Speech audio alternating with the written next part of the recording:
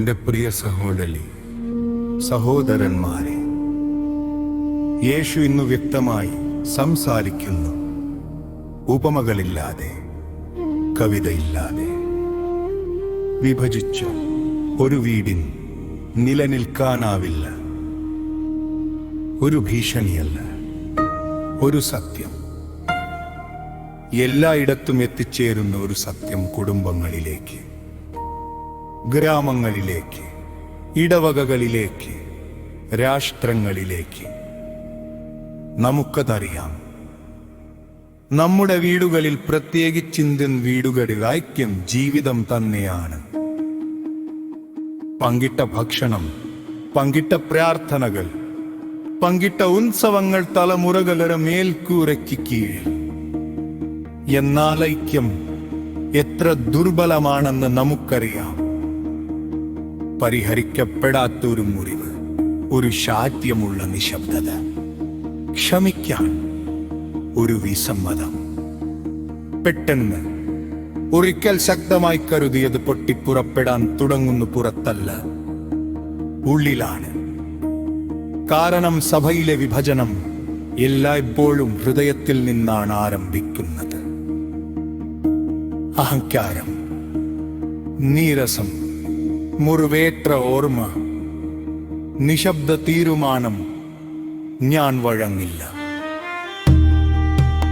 ഐക്യമാത് ഒരു മീറ്റിംഗ് അല്ല, ഒരു ഘടനയല്ല, ഒരു പരിപാടിയല്ല. ഐക്യം കീഴടങ്ങലാണ്.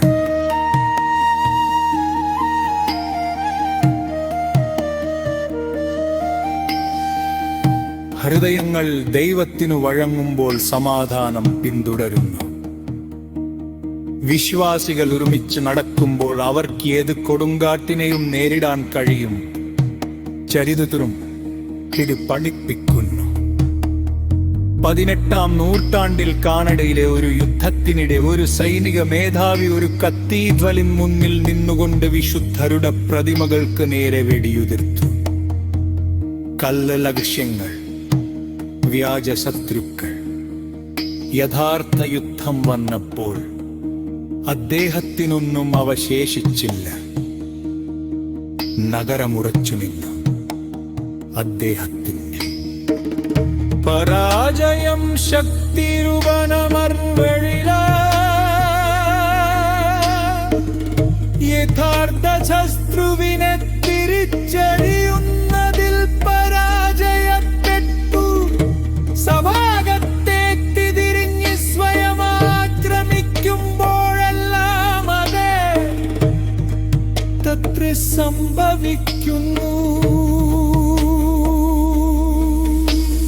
വിശുദ്ധിക്ക് വേണ്ടിയുള്ള ഊർജം മത്സരത്തിനായി ചെലവഴിക്കുമ്പോൾ, തിന്മയ്ക്ക് വേണ്ടിയുള്ള ആയുധങ്ങൾ സഹോദരീ സഹോദരന്മാർക്കെതിരെ തിരിയുമ്പോൾ, നിഴലുകളുമായി പോരാടുമ്പോൾ നാം സ്വയം ക്ഷീണിതരാകുന്നു.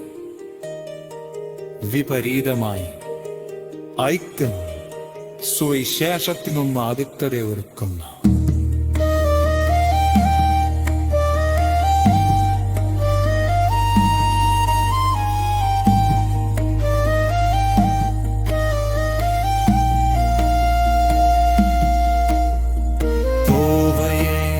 ജനമൊരിക്കൽ കഠിനമായി മല്ലീരോ. ജനം ചലിതനൊലച്ചു കട്ടിലെ ശ്വാസത്തെ കടന്നു. എന്ത് പ്രാർത്ഥനതോ ഉപവാസം.